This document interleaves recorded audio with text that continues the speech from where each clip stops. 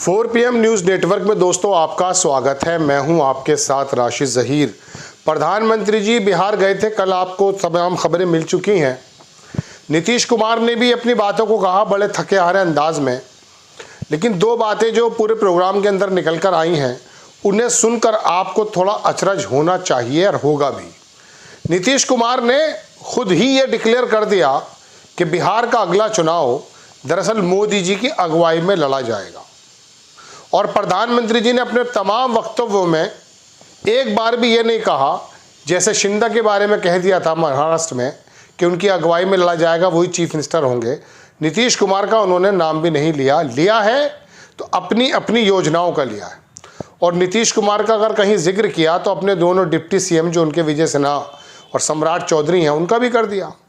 लेकिन बहरहाल बात ये नहीं कि मोदी जी और भारतीय जनता पार्टी के नेता तो पहले भी क्लियर कर चुके कि उनके दिल के अंदर दबी हुई तमन्ना, आरएसएस की तमन्ना ये है कि बिहार ये हिंदी बेल्ट का एक हिस्सा है, यहाँ पर अपने बलबूते पर अपना मुख्यमंत्री बना पाए बिहार में, क्या कहते हैं बीजेपी, तो उसके बारे में उन्होंने तो पहले क्लियर कर दिया। लेकिन अब जैसे चिराग पासवान ने पिछले दिनों कहा कि भले ही नीतीश कुमार की अगुवाई में चुनाव लड़ा जाएगा, लेकिन मुख्यमंत्री तो आने वाले वक्त में संसदीय दल ही विधायक दल के लोग ही बताएंगे। खैर, मैं आपको दरअसल दो बातों की तरफ ध्यान दिलाना चाहता हूँ। एक तरफ तो नीतीश कुमार ने ये बात अगर कही कि मोदी जी की अगुवाई में चुनाव लड़ा जाएगा, तो क्या उन्होंने सरेंडर कर दिया या उनके दिमाग में कुछ चल रहा है। मैं नीतीश कुमार के बारे में बहुत कयास वाली खबरें इसलिए नहीं बनाता क्योंकि पिछले 6-8 महीने से, 1 साल से जब से नीतीश कुमार ने पलटी मारी है, तब से तमाम यूट्यूबर्स इसी बात को, झूठ को आपके सामने परोसते रहे। लेकिन चूंकि कल का बयान, उनकी बॉडी लैंग्वेज बड़ी थकी हारी थी, तो हो सकता है वो आत्मसमर्पण कर गए हों in front of the Modi ji. लेकिन बिहार के लोगों को जितना मैं जानता हूं, वो सोते हुए भी राजनीति करते हैं। उनका दिमाग सोते हुए भी राजनीति में चलता रहता है। तो नीतीश कुमार का ऐसा तो नहीं कि उन्होंने एली बाई दे दी हो कि साहब मैं तो लिखे बॉडी लैंग्वेज से सरेंडर कर रहा हूँ, आप ही अपना चीफ मिनिस्टर बना लीजिएगा, मैं तो आपके साथ लगा हुआ हूँ। चूँकि जनता दल यू में पहले आपको बता चुका, उसके अंदर भी बीजेपी ने तोड़फोड़ मचा दी है। और एक सबक बकिया राजनीतिक दलों को ये भी है कि उड़ीसा का पटनायक हो, आंध्र प्रदेश का वाईएसआर या वो जजपा वाले हरियाणा के, जहाँ पर भी गए हैं बीजेपी वाले, वहाँ पे इन दलों को ख़त्म करने का उन्होंने काम ज़रूर किया है। शिवसेना के देखिए कितने टुकड़े हो गए। खैर, तो मैं आपसे बताना चाहता हूँ कि हो सकता है कि उनका आत्मसमर्पण इस बात को हो कि भाई मेरे हाथ में पार्टी तो बची नहीं है।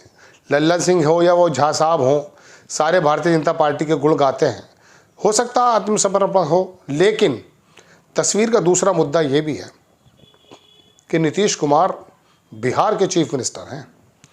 कम सीटें लाएं या ज़्यादा लाएं, चीफ मिनिस्टर यही बनते हैं। फिजिकल एतबार से हो सकता है थोड़े कमज़ोर हों, मानसिक एतबार से थोड़े कमज़ोर हों, लेकिन सुकून से अगर बैठ गए और सोचने लगे तो हो सकता है पलटी मार जाए। मैं नहीं कह रहा हूँ, हो सकता है वो मोदी जी के मुंह से ये सुनना चाहते हों कि ये खुद ही कह देंगे, लेकिन मोदी जी ने तो कहा नहीं है।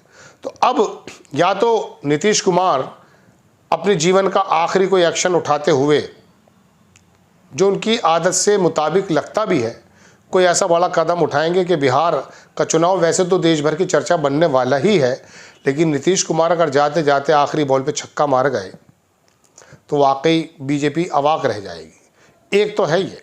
दूसरी बात ये हो सकती है कि वो, मैंने अभी आपसे कहा कि शारीरिक और मानसिक थकान, और उनके उत्तराधिकारी उनके बेटे के रूप में अगर आएंगे भी तो मैं समझता नहीं कि और कोई बचा है, चूँकि सब कुछ तो जा चुका है। अब मैं आपको दूसरी खबर इसी से मुताल्लिक ये बताना चाहता हूँ कि नीतीश कुमार ने अगर ये सरेंडर कर दिया तो बिहार का व्यक्ति, बिहार का वोटर, क्या इस बात को, जो खास करके उनका वोटर है, महिलाएं हैं, कुर्मी समाज के लोग हैं, अति दलित हैं, अति पिछड़े हैं, जो नीतीश कुमार की नीतियों की वजह से, योजनाओं की वजह से वोट देते हैं, अगर वो इस बात को समझ गए, चूँकि बिहार का आदमी जल्दी समझ लेता है, अखबार पढ़ता है, वो पत्रकार वहाँ चाय की दुकान पे जाता है, उसके पसीने छूट जाते हैं। दिल्ली में एक पत्रकार घूम रहा था, उसने कहा यहाँ का चीफ मिनिस्टर कौन है, राज्यपाल कौन है, एलजी कौन है, तो कोई तो राष्ट्रपति का नाम ले रहा था, कोई कुछ, मतलब अब उनकी पैंट जो है ना अपने कूले से नीचे उतरी रहती है, समझते हैं अपने आप को मॉडर्न है, लेकिन एक नंबर के जाहिल हैं। मैं दिल्ली रहा, मुझे मालूम है उनकी हकीकत क्या है। वो 4-5 शब्द हर बार मार्केट में आते हैं, उनको ही बोलते रहते हैं। उन्हें कोई ज़्यादा तमीज़ है नहीं, राजनीतिक तो बिल्कुल नहीं है। वो कपड़ों के एतबार से थोड़ा बहुत अपने आप को मॉडर्न दिखाते हों, अलबत्ता वो हैं बस जैसे भी हैं, मैं जानता हूँ। खैर, बिहार का आदमी पॉलिटिकल बहुत अवेयर्ड है। मैं आपको एक बात और बताता हूँ, ये जो अमिताभ बच्चन का केबीसी आता था, पुराने ज़माने की बात है। उस ज़माने में हमने ये सुना कि जो केबीसी की लाइंस हैं, फ़ोन लाइंस जो फ़ोन पर कह के ना रजिस्ट्रेशन होता था, वो पूरब में बिहार में बंद कर दी जाती थी, क्योंकि वो बंदे बड़े घाघ होते हैं, मतलब बड़े इंटेलिजेंट बंदे हैं। IAS PCS चुने ही बिहार से ज़्यादा जाते हैं, ऐसा सुनने में आता है। खैर, तो मैं आपको बता रहा हूँ कि वो पॉलिटिकल बहुत अवेयर हैं, तो वो समझ जाएंगे कि नीतीश कुमार अगर मिसाल के तौर पे चुक चुके मतलब ख़त्म हो गया चैप्टर, तो वो हो सकता है भारतीय जनता पार्टी में ना जाए। ऐसे में it is the high time, it is the golden chance for the Tejashwi and Congress also. वो लोग अगर वाकई जातीय समीकरण बना करके काम करते हैं, तो मैं परसों तरसों आपको बताया था कि नीतीश कुमार का अगर वोट बैंक उन्होंने 20 से 30 या 40% किसी प्रकार से अपनी तरफ कर लिया, इतनी ही ज़रूरत है बस उनको। या ये भी हो सकता है नीतीश कुमार साइलेंट काम कर जाएं, हालांकि ऐसी उम्मीद नहीं है।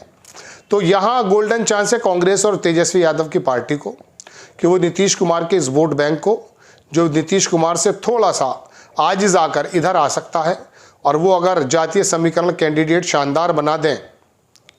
राहुल गांधी, तेजस्वी यादव तो मेहनत करते हैं, बात तो सिर्फ उनकी है जो बेचारे ज़माने से इस इंतज़ार में बैठे हैं कि बीजेपी का अपने आप औरा ख़त्म होकर हम सत्ता में आ जाएंगे। अब ऐसा होगा नहीं। अमित शाह जैसा योद्धा बैठा रहता है, उत्तर प्रदेश चुनाव जीतता है, दूसरे दिन उस तकरीब में यानी कि उस प्रोग्राम में शामिल नहीं होता है, वो दूसरे प्रदेश में चला जाता है।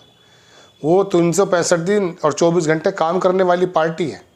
ये बात अलग है कि उनका मुद्दा नफरत फैलाने का है, लेकिन काम तो अपनी पार्टी के लिए करते हैं। तो बहरहाल ये लोग, हो सकता है कि नीतीश कुमार के उस वोट बैंक पर इनकी नज़र चली जाए और नीतीश कुमार को थोड़ा सा अगर ढीला शिथिल पाएँ, तो मैं समझता हूँ कि ये वोट बैंक वो ले सकते हैं। क्योंकि बीजेपी का जो वोट बैंक है ना, दरअसल वहाँ एक तो अपर समाज है। वो तो मैं शुरू से बताता हूँ आपको कि ये आसाम के अंदर हो या उत्तर प्रदेश में, पता नहीं अपर समाज को क्या हो गया। 40 वर्ष से बीजेपी को जाता है, हिंदू राष्ट्र बनाना चाहता है, लेकिन ये OBC और दलित और ये मुस्लिम, ये हमारे संविधान की लाज बचाए रखते हैं। मैं उनको मना नहीं कर रहा हूँ कि वो नहीं रखते लाज बचाए, वो भी रखते हैं, लेकिन वो बस उनकी टेंडेंसी है, वो नफरत वाली पार्टी को ज़्यादा वोट देते हैं। उनका हित भी साधती है बीजेपी, व्यापारियों की पार्टी बताई जाती है। खैर, तो वो बंदे जो हैं, तो ये जो वहाँ पर OBC तबका है, मुस्लिम तबका है, और कांग्रेस अपनी इंडिपेंडेंट पारी खेलते हुए अगर उस वोट बैंक को ले आई, तो ये दो बातें निकल कर आई हैं दोस्तों। या तो कांग्रेस को और गोल्डन चांस है तेजस्वी यादव के लिए, इस काम को कर जाए। मैंने 4-5 दिन पहले एपिसोड बनाया था कि वो 90 लाख लोगों को 2-2 लाख, 94 लाख लोगों को 2-2 लाख रुपए देने की बात थी, वो नहीं हुआ है। और जो जाति जनगणना का मुद्दा नवी सूची में डालने के लिए नीतीश कुमार ने कहा, बीजेपी ने उसको भी नहीं माना है। तो कांग्रेस और तेजस्वी यादव इस वाली बात को अगर ज़्यादा लंबा करते हैं तो वो बेनिफिट पा सकते हैं। तो अब तो लगता यह है दोस्तों, दो ही बातें हैं, नीतीश कुमार या तो चुक गए हैं, या फिर वो आखिरी टैलेंडर बल्लेबाज की तरह मैच का रुख बदल देंगे, ऐसा संभव है। कल उनकी बातों से मुझे लगा। आपको खबर कैसी लगी अपनी राय कमेंट्स बॉक्स में ज़रूर दीजिए। चैनल को सब्सक्राइब कीजिए, शेयर कीजिए। नेक्स्ट टाइम मैं किसी खबर के साथ हाजिर हो जाता हूँ। जय हिंद।